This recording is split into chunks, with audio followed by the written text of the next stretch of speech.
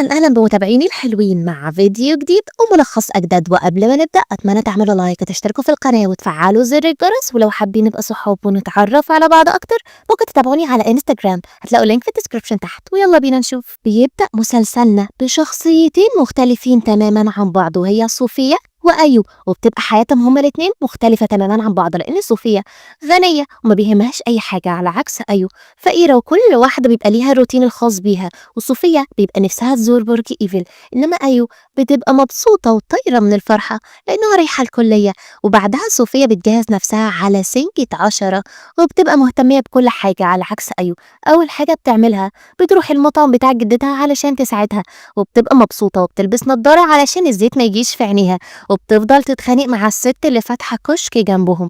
وبنرجع تاني لصوفيا اللي بتقول للمساعد يكلم جين علشان تقابلها، وقبل ما تركب الأسانسير بيجيلها أبوها وبيوريها صورة أكاديمية سيندوكيماس وبيسألها إذا كانت سجلت ولا لأ.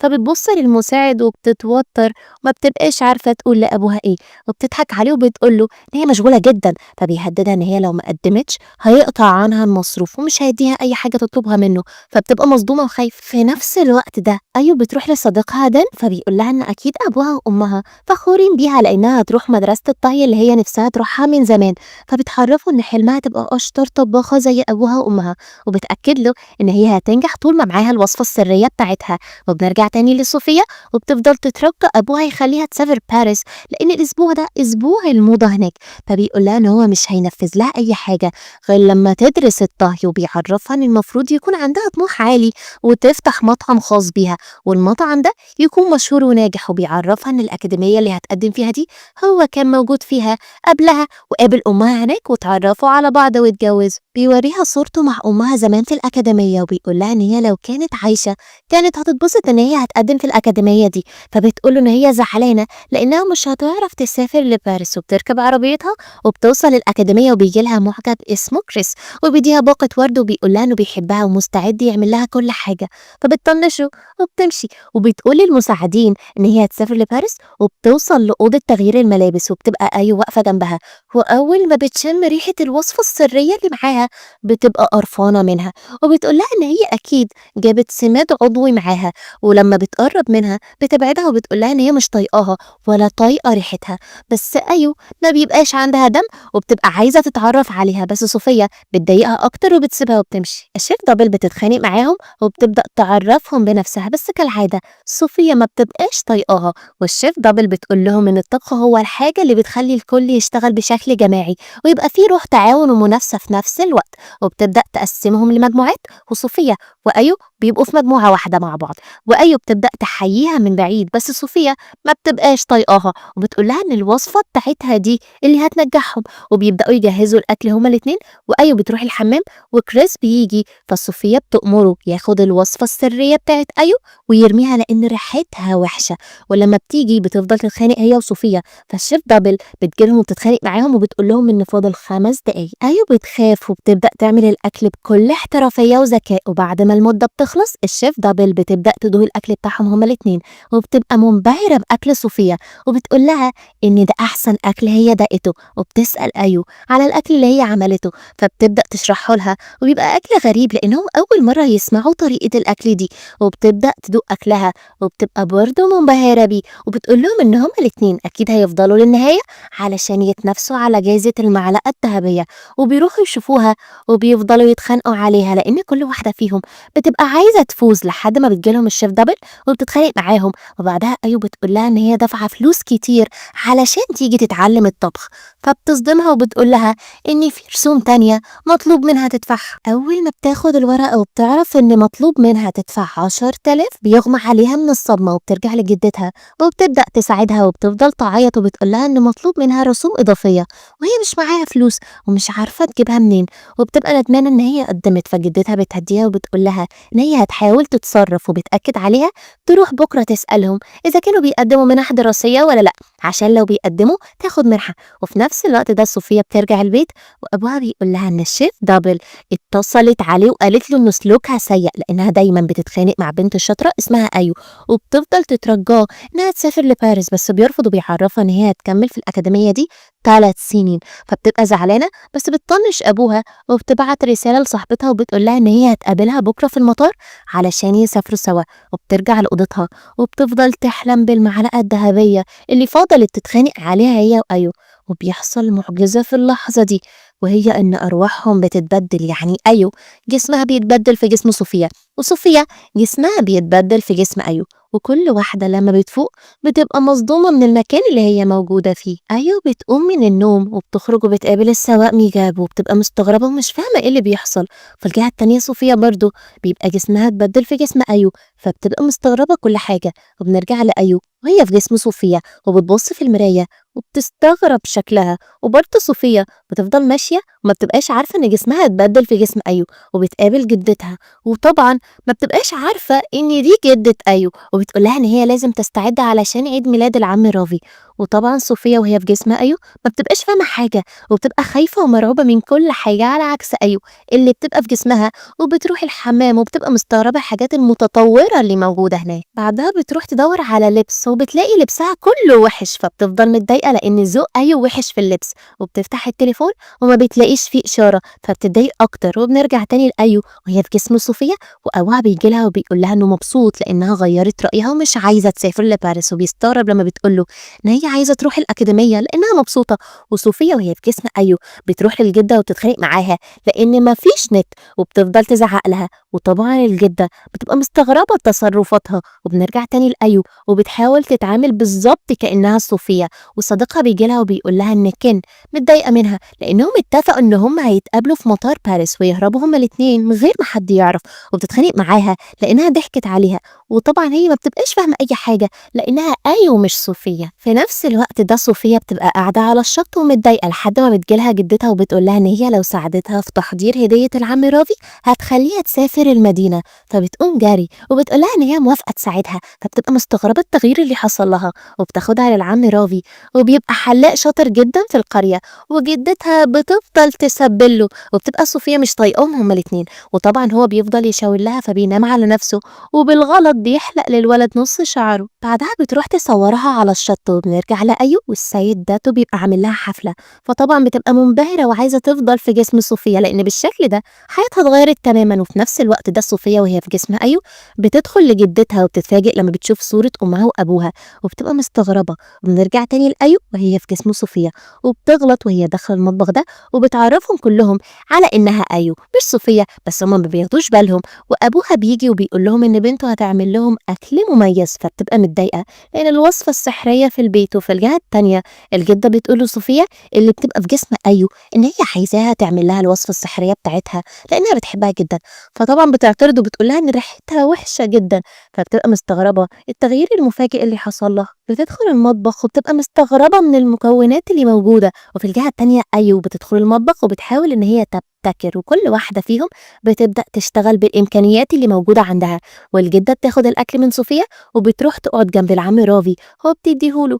وأول ما بيدوق الأكل بينبهر بيه وبيفضل ياكله بكل شراهة. وبرضه كل الضيوف اللي داقوا أكل أيو بيبقوا منبهرين بيه، وأبوها بيبقى مبسوط. وفجأة كلهم بيبدأوا يتعبوا وهي كمان لما بتدوق الأكل بتتعب. وبنرجع تاني للجدة وبتقول لصوفيا إن القارب متعطل ومش هتعرف تروح المدينة النهاردة، فبتفضل تعيط. تاني يوم بتروح لصديقها وبتبقى عاوزة إنترنت عشان تكلم أي حد، بس الكل بيتخانق معاها لأنها مش واقفة في الطابور. وصديقها بيقول لها إن هي من ساعة ما راحت الكلية وهي اتغيرت لأنها بقت بتتعامل على إنها واحدة غنية، وبيوريها فضيحة مطعم صوفيا.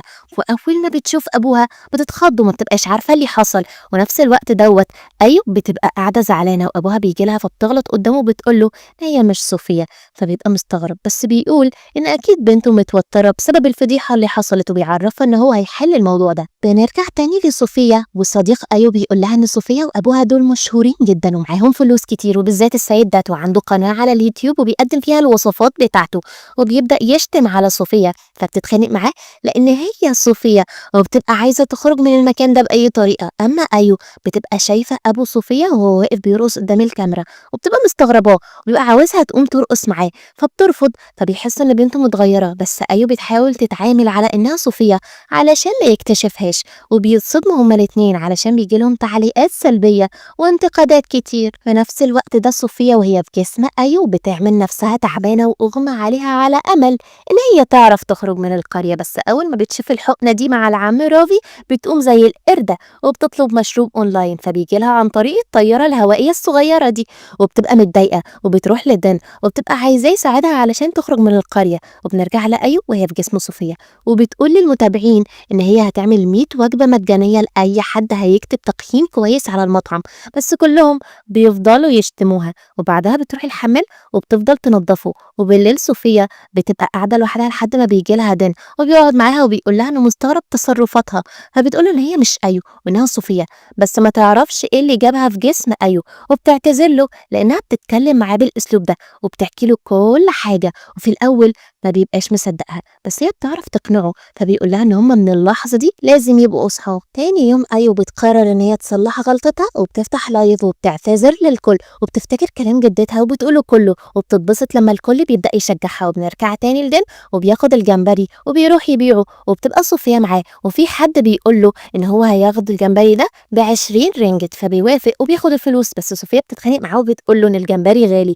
والمفروض ياخد اكتر من كده، وبتلاقيه غير السعر، فبتروح له وبتفضل تتخانق معاه وما بتخليش حد يشتري منه. وفي نفس الوقت ده ايوه بتبقى مبسوطه من التعليقات اللي جات لها، وبيجي لها ابوها وبيقول لها انه مبسوط وبيعرفها ان في معجبه مستنياها بره، وبيفتح الباب وبتتصدم لما بتلاقي صوفيا واقفة قدامها بس في جسمها. الاتنين مستغربين ومش فاهمين أي حاجة، وصوفيا وهي في جسمها بتزعق لها وبتقول لها إن هي عايزاها تطلع من جسمها لأنها مش حابة حياتها. وده بيحاول يهدي النفوس ما بينهم وبيبدأ يصور كل حاجة، وبتتعصب أكتر لما بتلاقيها ماسكة تليفونها وبتحاول تاخده منها، بس أيو ما بترضاش تديهولها. وبيجي السيد داتو في اللحظة دي وبيحاول يهديهم، فصوفيا وهي في جسم أيو بتحاول تعرف أبوها الحقيقة بس ما بيبقاش مصدقها وبيقول لها إنه هيتصل بالشرطة.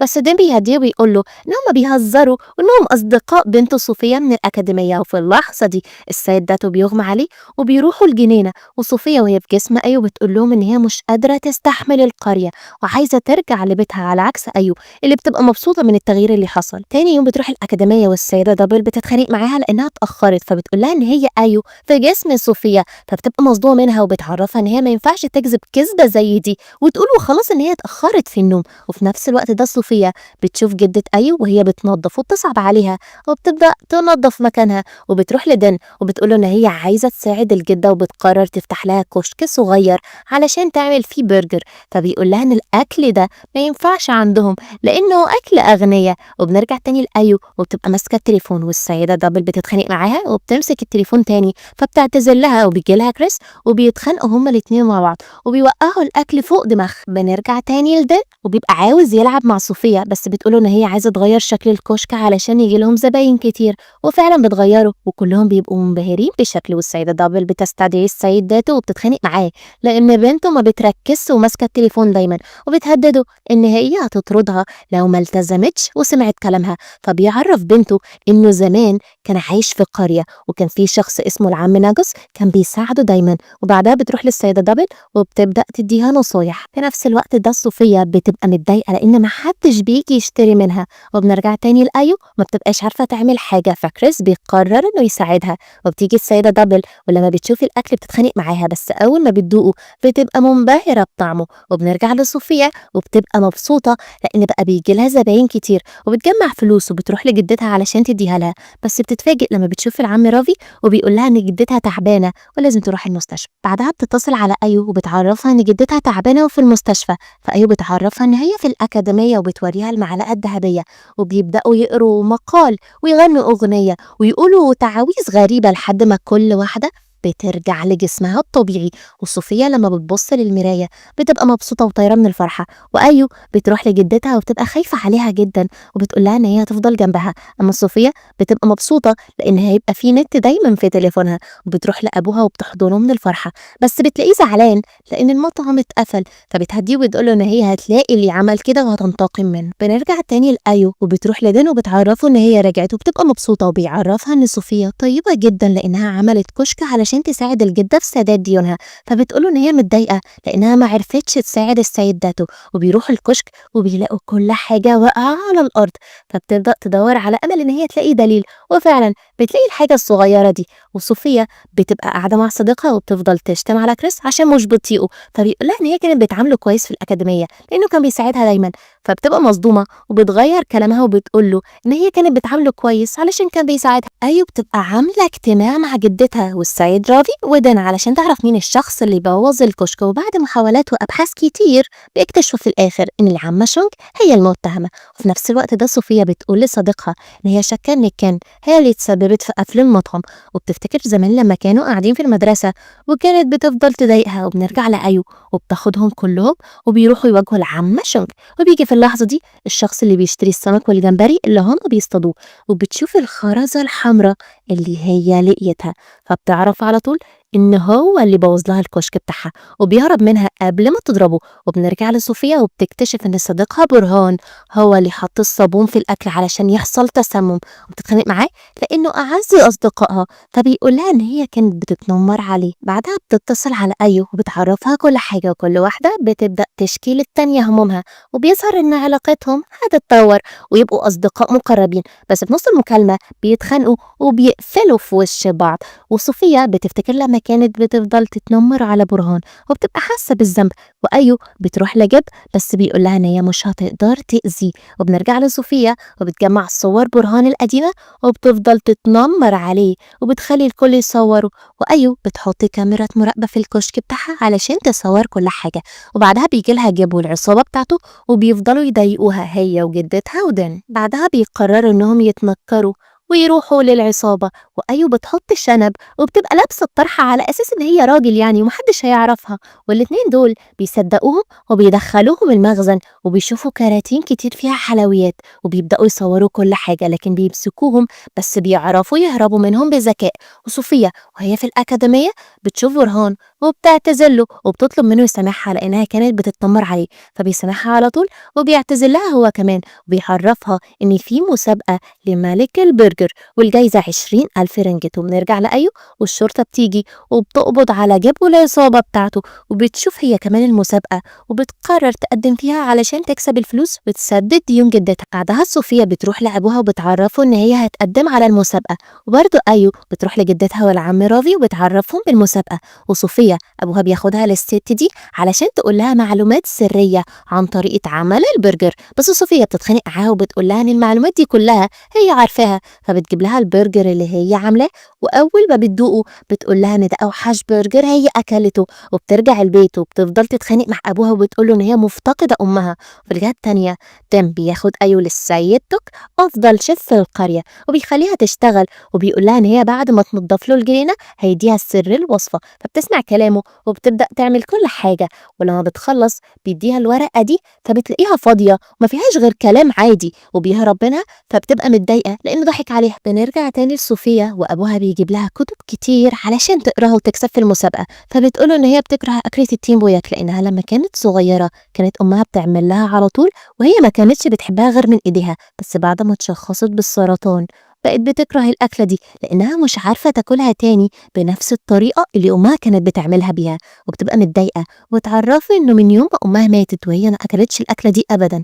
وأبوها بيبقى متضايق وبيعرفها إن هو كان ناوي يفتح لها مطعم خاص بيها ويكون باسمها وتعمل فيه الأكل اللي هي عايزاه، وبيقول لها إن هي ما ينفعش تفتكر الذكريات السيئة دي ولازم تفتكر الذكريات الكويسة اللي كانت مع أمها، فبتقوله إن كل مكون بيفكرها بأمها وهي مستحيل تقدر تنسى أي ذكرى سواء كانت حلوة أو وحشة. في نفس الوقت ده أيوة بتبقى قاعدة مع جدتها وبتفتكر ذكرياتها مع أمها لما كانت صغيرة، وكانت بتقول لها إن هي لازم تغسل إيديها، وبتعرفها إن اليوم ده هي ما سمعتش كلام أمها وما غسلتش إيديها ونامت على طول، وصحيت تاني يوم ولقت أمها وأبوها ميتين، وهي عارفة إن الموضوع ملوش علاقة ببعض، بس هي من ساعتها وهي مهووسة بالنظافة ولازم تنظف أي حاجة موجودة. فجدتها بتغير الموضوع على طول وبتقول لها إن هي لازم تعمل برجر لأنها متأكدة إن هي اللي هتكسب، فبتبقى مبسوطة وبتقرر إن هي ما تخسرش في المسابقة دي. بعدها بتروح هي وصوفيا للمسابقة، وبنعرف إن الاتنين